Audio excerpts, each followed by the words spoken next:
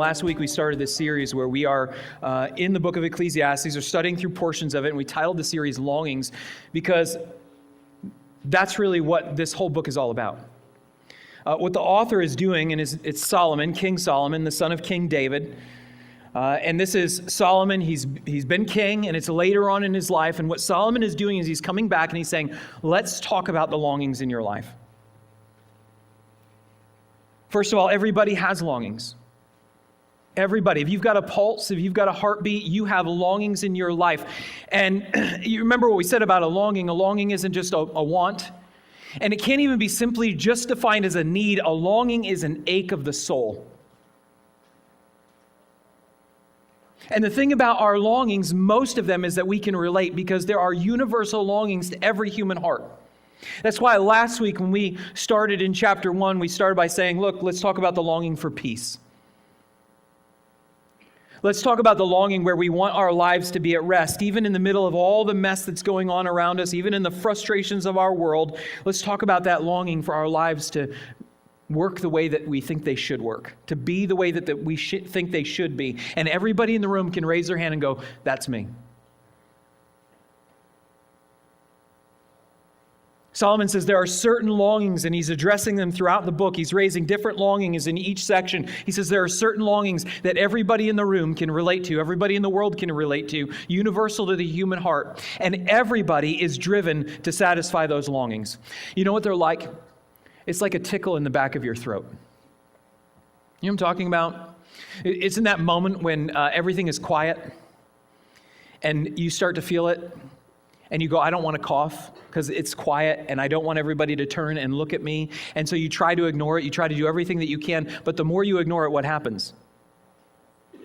At least for me, somebody's already coughing. You know, you feeling it even as I'm talking about it, right? It gets worse and worse and worse until you take a sip of water, until you, until you cough to get it to kind of scratch it a little bit, until you put a cough drop in. It just gets more and more and more. It demands to be satisfied. The longings that are in our hearts, they demand to be satisfied, and the more that you ignore them, the louder they get.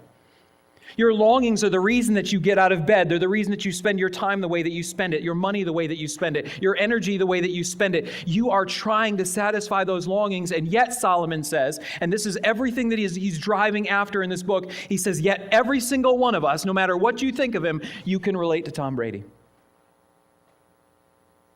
Here's a guy, again, you may not relate to 3 Super Bowl rings, nobody in the room does, but you relate to this, that you have pursued satisfying the longings of your heart, and yet you're still sitting there going, I feel like it's not enough. Why is that? And Solomon says it in chapter 1. He says, look, everybody has experienced this. The rivers pour into the sea, and the sea never fills up. In other words, you keep pouring in and pouring in and pouring in, and it keeps running out and running out and running out, and it doesn't matter how much you pour in. It never fills up. It's never done. It's never satisfied. And Solomon comes out to us with the question, and he says, okay, it's the last question of the interview. Do you remember what he asked? So Tom Brady says, listen, and yet deep down, I still feel like there's got to be more than this. And the interviewer looks at him and says, so what's the answer?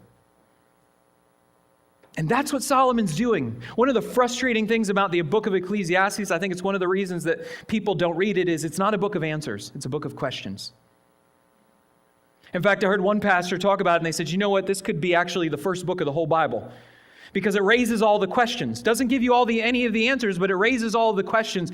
But you know what? That's what the whole rest of the Bible is about. The whole rest of the Bible is giving you those answers, and that's what Solomon is trying to do. He's not coming as a person who's trying to give you all the answers. He's coming as a person who's saying, listen, there are answers out there. Stop and think about this. Let me ask you these questions, and you've got to process through them, and then you've got to pursue the answer. So what's the solution?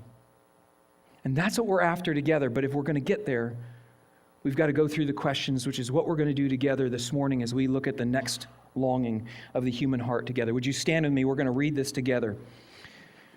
We're in Ecclesiastes chapter 3, and we're going to start in verse 16, and we're going to read into chapter 4, and then I've got one other passage I'm going to read, but you don't have to turn there with me. Just listen, okay? Ecclesiastes chapter 3, verse 16. Let me pray for us, and then we're going to read it together. Father God, thank you for your word to us this morning. We thank you for your truth in the middle of the world of confusion. And Lord, my prayer this morning is that you speak to us. And I believe that you do, and I believe that you will. So ultimately, what I'm really asking for, God, is that you give us the ears to hear, you give us a mind that is able to pay attention, to understand, and a heart that responds with yes to whatever it is that you say to us today. Help us to slow down and just be in this moment with you as you're here with us. I pray in Jesus' name. Amen. Verse 16, moreover, I saw under the sun that in the place of justice, even there was wickedness, and in the place of righteousness, even there was wickedness. I said in my heart, God will judge the righteous and the wicked, for there is a time for every matter and for every work. I said in my heart with regard to the children of man that God is testing them, that they may see that they themselves are but beasts. For what happens to the children of man and what happens to the beast is the same. As one dies, so dies the other. They all have the same breath, and man has no advantage over the beast, for all is vanity. All go to one place, all are from the dust, and to dust will all return. Who knows whether the spirit of man goes upward or the spirit of the beast goes down into the earth? So I saw that there is nothing better than that a man should rejoice in his work, for that is his lot. Who can bring him to see what will be after him? Again, I saw all the oppressions that are done under the sun, and behold, the tears of the oppressed, and they had no one to comfort them. On the side of their oppressors there was power, and there was no one to comfort them. And I thought the dead who are already dead, more fortunate than the living who are still alive. But better than both is he who has not yet been, and who has not seen the evil deeds that are done under the sun. Then I saw that all toil and all skill in work come from a man's envy of his neighbor, and this also is vanity and a striving after the wind. Let me read one more passage to you. This is Revelation chapter 21. Then I saw a new heaven and a new earth, for the first heaven and the first earth had passed away, and the sea was no more. And I saw the holy city, New Jerusalem, coming down out of heaven from God, prepared as a bride adorned for her husband. And I heard a loud voice from the throne saying, behold, the dwelling place of God is with man. He will dwell with them, and they will be his people. And God himself will be with them as their God. He will wipe away every tear from their eyes, and death shall be no more. Neither shall there be mourning, nor crying, nor pain anymore, for the former things have passed away. And he who was seated on the throne said, behold, I am making all things new. Also, he said, write this down, for these words are trustworthy and true. And he said to me, it is done. I am the Alpha and the Omega, the beginning and the end. To the thirsty I will give from the spring of the water of life without payment. This is God's word. You can go ahead and be seated. So as I said, four questions that we're addressing that Solomon is challenging us to process through. Question number one, and it's a two-part question, so I'm kind of giving you more than one, but it's, what do you long for and why? Right? Each section, Solomon is bringing up a different longing of the human heart. And if you want to see what longing he's addressing, look at verse 16 of chapter 3 and then verse 1 of chapter 4. Verse 16, he says, moreover, I saw under the sun, in the place of justice, even there was wickedness. In the place of righteousness, even there was wickedness. He says, I look out at the world and I see where there's supposed to be justice done. I look into the legal system, a system that's meant to protect the poor and the powerless. Those who can't protect themselves, it's not protecting them. I look in the place where there's supposed to be righteousness and right living, and instead of righteousness and instead of justice, here's what I see. I see wickedness. And then in verse 1, he says, and again, I saw all the oppressions that are done under the sun, and behold, the tears of the oppressed, and they had no one to comfort them. On the side of the oppressors, there was power, and there was no one to comfort them. He says, I look out at the world, and I see this oppression that's going on. And there are these people in power who they're supposed to protect the poor and the powerless. And what are they doing? They're oppressing them. And then I see the people who are being oppressed, and there's no one comforting them. In other words, not only is there injustice, not only is there abuse of power, not only are there people suffering, but the people who should be standing up for those who are suffering and standing up against those who are oppressing, no one's doing anything. In other words, the people who have the ability to actually do something about it have their heads down, and they're shielding their eyes. If I can just avoid looking at it, if I can just ignore it, I can just keep going on with my life. He's looking out at the world, and what is it he's longing for? He's not just longing for a better legal system. It's not just that he's longing for a better government. It's not just that he's longing for an end of oppression. What Solomon is longing for, what every human heart longs for, is he's longing for a better world. It's the longing of every single human heart, every single one of us in this room. It doesn't matter who you are, you long for a better world. And by the way, if you want to see that longing in your life, look at any place where you complain, grieve, or are frustrated with what's going on around you. Look, when's the last time you complained about your world? When's the last time you complained about Illinois? Like, that's all I ever hear anybody talk about anymore. I'm not joking. Like, I have people coming to me all the time going, oh, I'm moving. Where are you moving to? Anywhere but Illinois.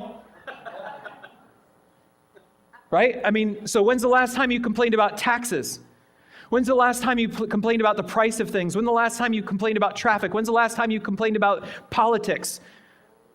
When's the last time that you grieved? When's the last time that you wept over a death, over a loss?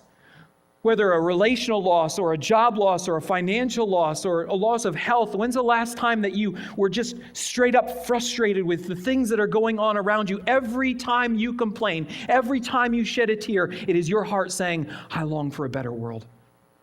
Every time. And everybody does it. And the question that Solomon is addressing is not just what do you long for, but he's asking us this question, and it's a critical question. But why? And this is an important question within our culture because it's popular to care about the world. It's popular to care about the poor and the needy and the orphan and the widow and the environment. It's popular to start 501c3s and not-for-profit organizations to help meet needs and to do social justice. It's popular, but the question that Solomon is challenging us with, he's saying, why? Why do you care about these things? In verse 17, he basically says, look, I'm trying to process through this. I believe that there's a God, but as I think about it, if there's a God who's over the sun, who is managing all of this, I'm struggling and trying to understand how is there so much brokenness and how is the world not better? He says in verse 17, he says, I said in my heart. This is him talking to his own heart, talking to himself, trying to process through this. But then starting in verse 18, there's a little bit of an interlude. And if you're not careful, it's really hard to understand unless you remember what Solomon is doing. Because if you read it like a teacher, someone who's trying to constantly give you answers and truth, you're going to start to wonder why he's saying the things he's saying, because he sounds like he's saying, well, see, we're all just animals. But what Solomon is doing in this moment is he's playing the philosophy professor and he's playing the devil's advocate. And he's saying, listen, I believe there's a God, so I'm struggling with the problems and the questions of evil in our world. But if you say there's not a God, right, this whole idea of everything under the sun, when he talks about it being under the sun, he's not just talking about in the world, he's talking about as if there's nothing over the sun. And he says, so let's just talk about this because I want you to wrestle with this. If there is nothing over the sun, which is the way that so many of us live, if there's really nothing over the sun, then why do you care about a better world? It's not that you shouldn't care about a better world, it's just that it's inconsistent. And the reason that it's inconsistent is because if there is nothing over the sun, then all we are is evolved animals. We breathe the same air, we survive the same way, we all have the same fate, we're all going to the same place. And if that's the case, then verse 22, put your head down, enjoy your work, don't worry about anyone else, don't worry about the brokenness around you, just get through. In fact, let's just say it this way. If there is no God, then how can you talk about a better world? On what basis can you say it should be better? On what basis can we say, if you don't believe there's a God, then you can't say that there should be justice, because on what basis do you say that there should be justice? You can't say that there should be morality, because on what basis can you say there should be morality?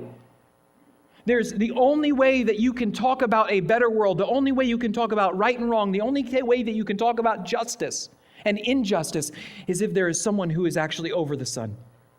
That's the only way.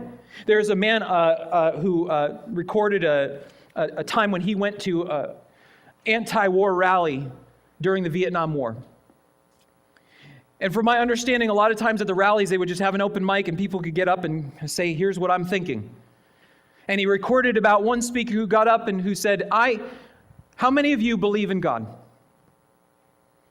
And immediately people started to get upset and angry, and they said, be quiet, that's not what we're here to talk about, that's not important, doesn't matter. And the observer recorded this, the man responded and he said, no, I'm not done yet. He says, here's what I want to say. If you don't believe in God, there really is no right and wrong except your subjective feelings. Therefore, he says, you see, you're all scales, you're all rulers, and one person's feelings are just as valid as the next. Therefore, if a person says, I think it's right to bomb villages, how do you have any right to call them wrong? On what basis? I believe in a God, and I believe in eternal values that can judge my society. If you don't, then you don't have a right to say anything.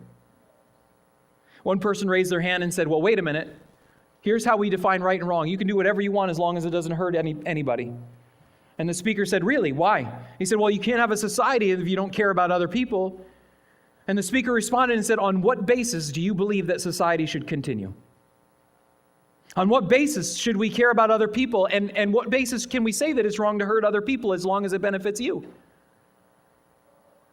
You see, it's not that it's wrong that you care about the world. It's that it's inconsistent if you act and live and believe that there is no God. And yet here we are, Solomon says, here we are. And guess what? We all care. We all long for a better world. Whether you're an atheist, whether you're agnostic, whether you're a believer or you're in one faith or another, because by the way, they're all faiths. Even atheism is a faith, whether you like that or not, it's a reality. It's not on the basis of facts, it's on the basis of faith. Doesn't matter what you believe, at the end of the day, every single person longs for a better world. Why is it that we long for a better world? Here's why. What Solomon's trying to get us to see is that it betrays a truth that has been written onto your soul. That you are designed, there is a designer, and you are designed for a better world, and this isn't it. And that's why you long for a better world, and that's why you're working for a better world. So question number 2, what are you trying? You long for a better world, you're going to pursue it, you're going to go after it. And Solomon points out a couple things in the passage. Again, he's not going straight at them and listing them out, but they're implied in the things that he's saying. And there's really 4 things that I see that he says people are trying. Number 1, he says here some people are trying avoidance through pleasure. You can't make the world better, so just use it. The world is a mess. Forget about it. Just do everything that you can to just go through life, head down, take as much pleasure out of it as you can, eat, drink, and be merry, because tomorrow we may die, and it's just a waste of time anyway. Other people are trying control. Right, these are the people who go and we work hard. Yes, I can't change the world. I can't change everything out there, but I can change my world. If I can be in control at least of my world, and I get enough control in my little bubble, at least I can make myself better, and I can make my world better. And if my world becomes better, at least I'm doing everything I can. Other people are trying power. Verse 1, he says there are people who are oppressors, who are in power.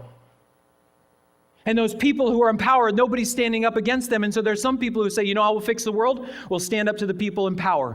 We'll get power. Maybe not me taking power myself, but you know what we'll do? We'll get the right person in the White House. We'll get the right party in charge. We'll go at it through politics. We'll go to the polls. We'll go to the voting booths. And we'll get the right people in place, because if we can just get the right people in place, that's going to fix the world. I believe there are more people, not just outside of the church, but inside of the church, who are more concerned about November and believing that what's going to save the world is what happens in the voting booths than what happens through the proclamation of the gospel. What is that? We're using power. Other people go social justice. They go, well, nobody's caring for the oppressed. And so what do we say? You know what we'll do? Is we're going to go out and we'll be Mother Teresa as best as we can. We'll care for the poor. We'll care for the powerless. We'll care for the orphan. We'll care for the widow. We'll care for those in need. We'll go out and we'll just solve people's circumstantial problems if we can just fix those. If we'll comfort those who are weeping, and we just do that, if we do enough of that around the world, you know what we'll do? We'll solve the problem. And there's more, but look, those are the ones he's bringing up, and I think all of those are relevant today, and he challenges us with a third question. Here's the third question. You ready? How's it working? Are you satisfied? Is the world better? And I think it's sufficient to say that 3,000 years ago, Solomon, looking out his world, sees injustice, sees brokenness, sees oppression, sees people who are passive and ignoring the brokenness around them, who are not caring, who are not comforting. He sees all of that, and here we are 3,000 years later. Let me ask you, has anything changed?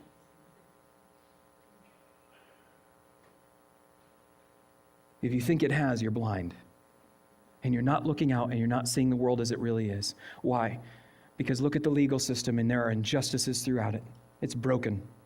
Look at the political system and see the people who are using the power that they've been given. They've been put in place to care for the poor and the powerless and to protect the unprotected. And there are people throughout the system. Not everybody, I get it. Well, it's not everybody, but majority.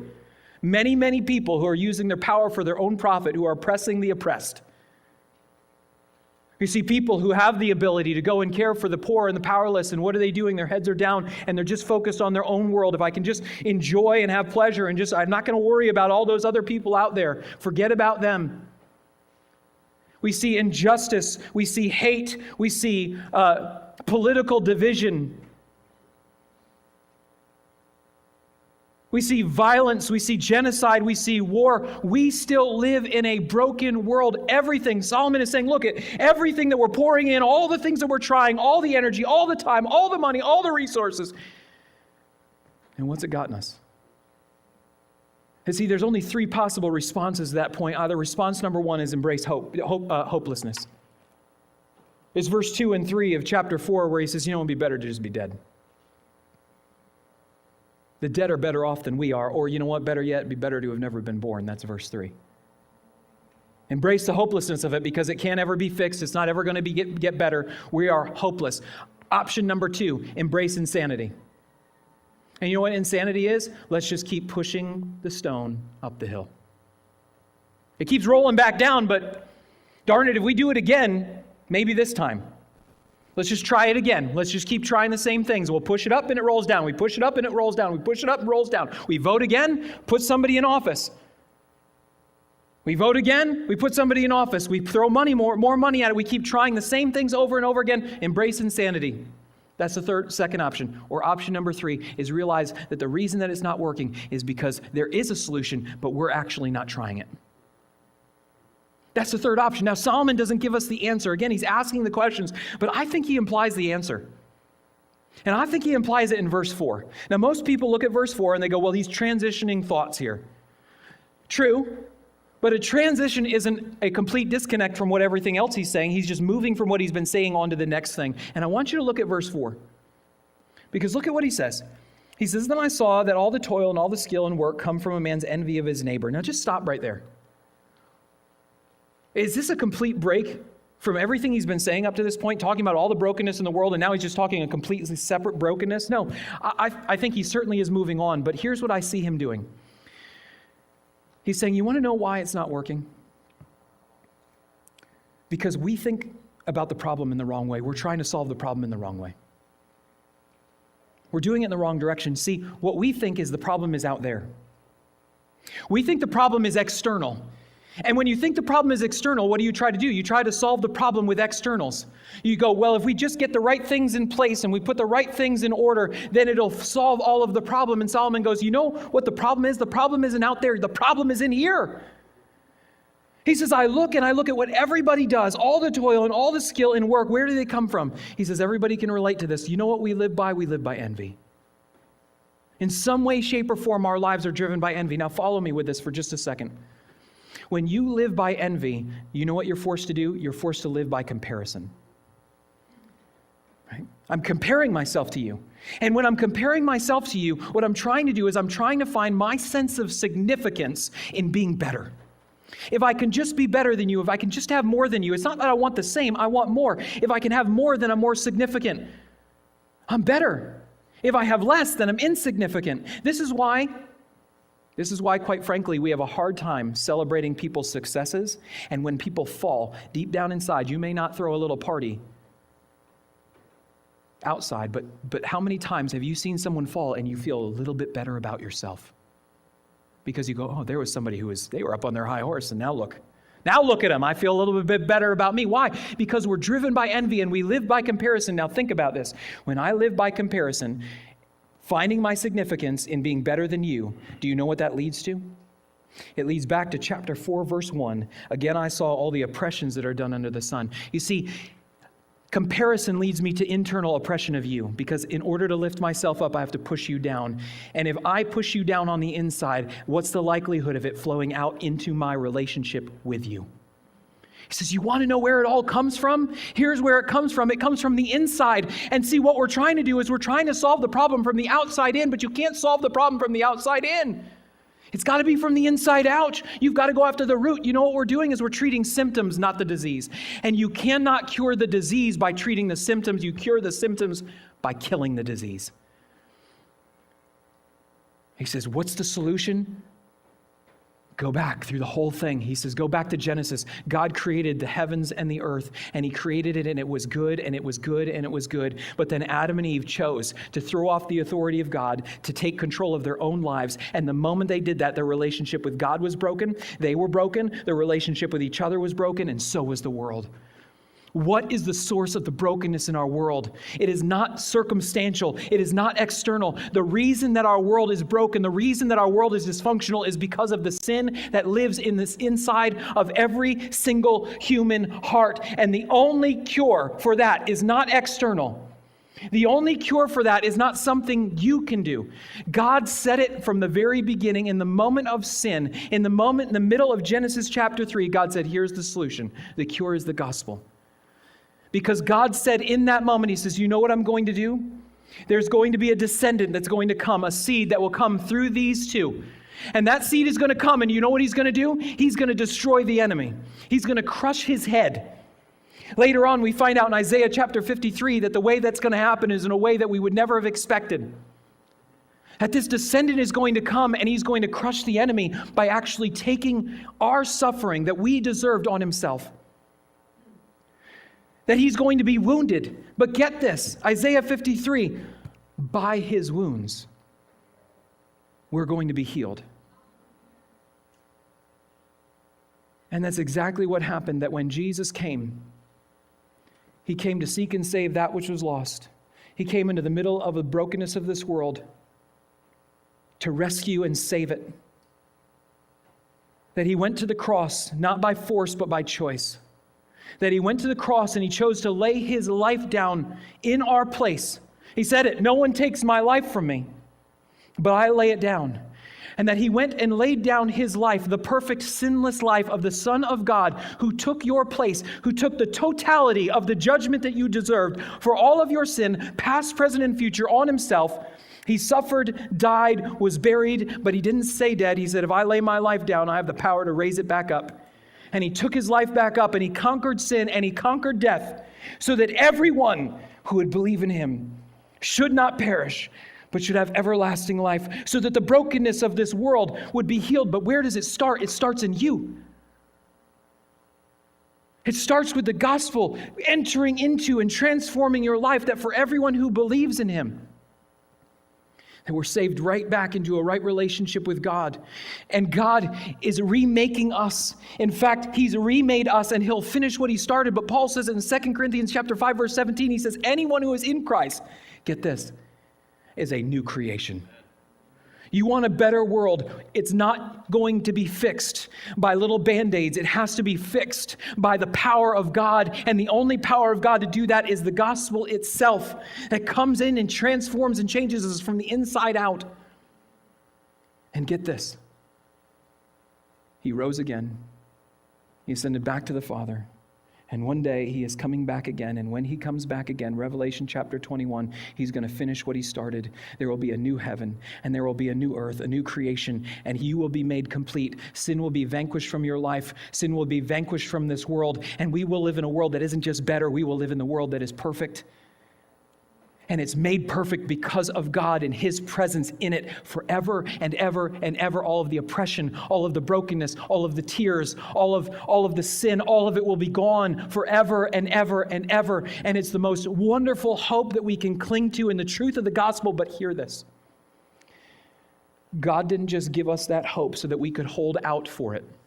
God didn't just give us that hope so that we could hold on to it. God's hope isn't just to deal with our sin in the past and to one day deal with the brokenness in this world. God's hope is for the world today. It is for the present. And it's not God saying, listen, sure, I'll make the world that one day it'll be better, but you guys just sit and hold out and hold in, hide out, play it safe. I'll come back and I'll fix it all. You want to know what God's solution is in the present?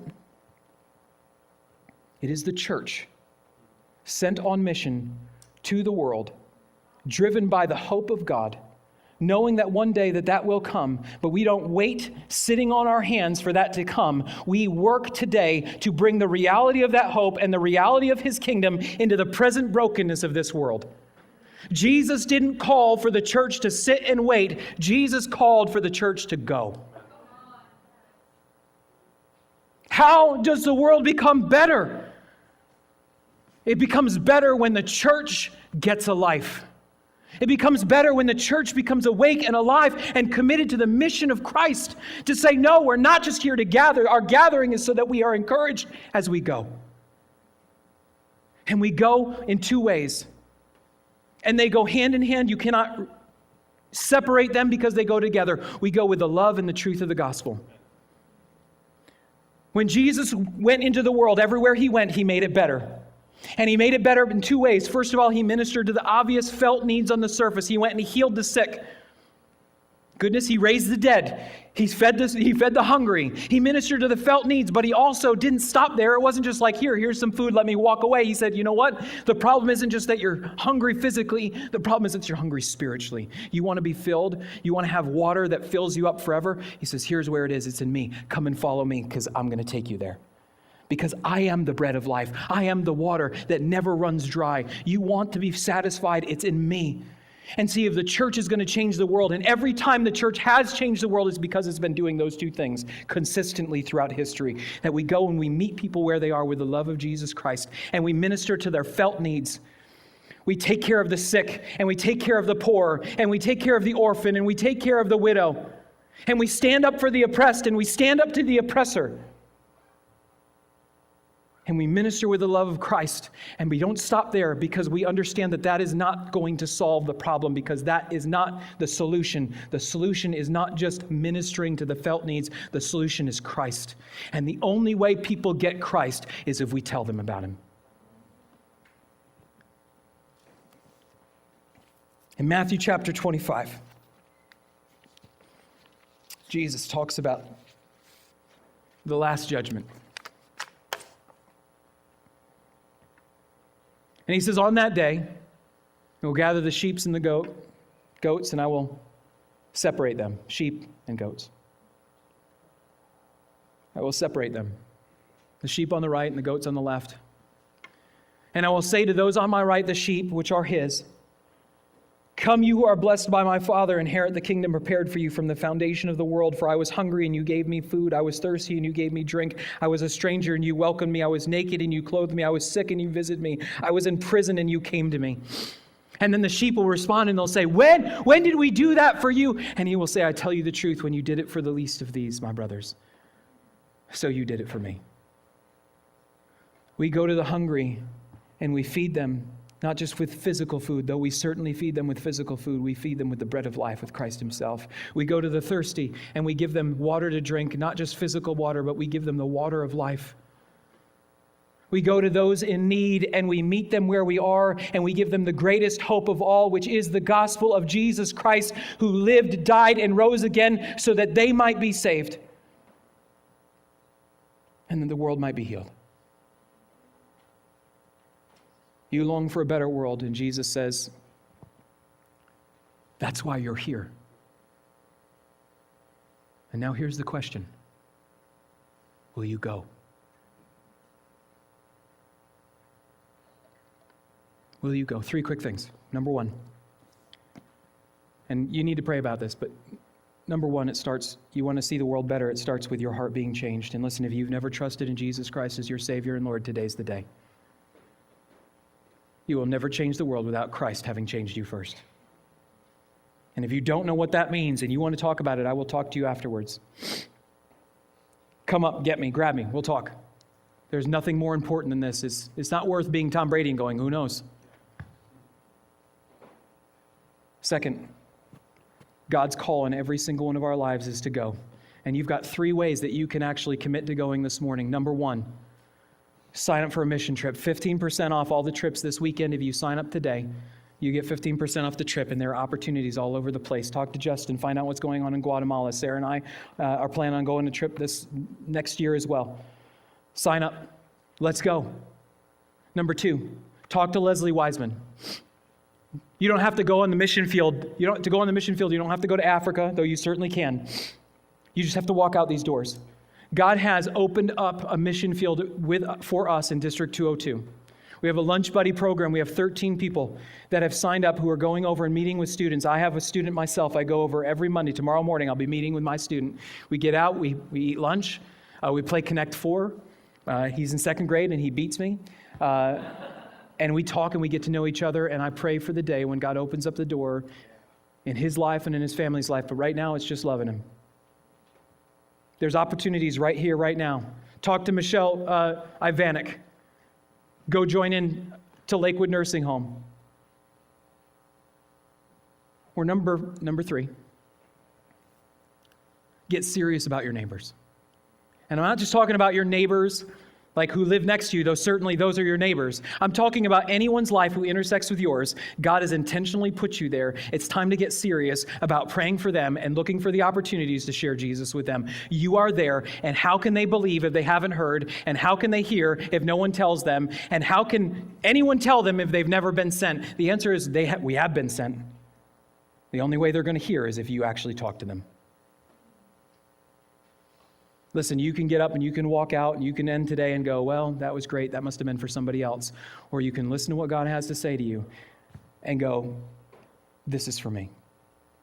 It's just a question of, what are we going to do with it?